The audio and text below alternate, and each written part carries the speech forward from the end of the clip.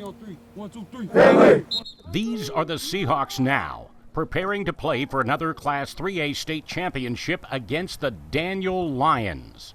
Myrtle Beach began the season with a 1-3 record, with losses to Richmond County, South Florence, and then to a Carolina Forest team that finished the year with a 1-10 record. But something happened after that slow start. I think we become more physical like we were supposed to. You know, at the beginning of the season, we struggled a little with that.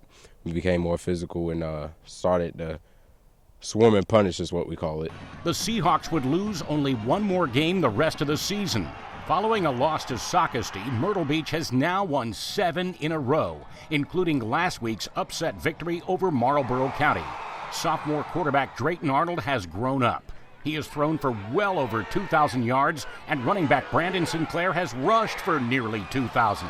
The two have been the Seahawks' biggest stars, but their defense pulled off the most stunning performance of all, holding Marlboro to just 6 points last week. At times, we're undersized.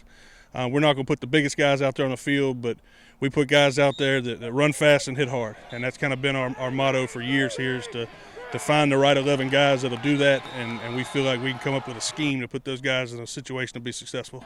This week's opponent, Daniel, is the #1 ranked Class 3A team in the state with a 14-0 record. But Myrtle Beach has a secret weapon in senior linebacker Corbin Singleton. He played at Daniel before transferring to Myrtle Beach. I was the starting quarterback at Daniel my freshman and sophomore year, and then I transferred here, and I know pretty much all about them, and I think we can beat them.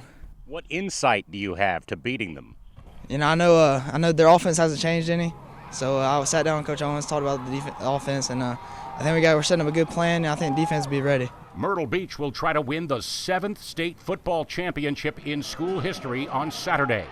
Only this one would be special because nobody outside of the Seahawk Nation thought it was possible. I know they have a great running back. I think if we stop him, I think we'll have a good chance of winning.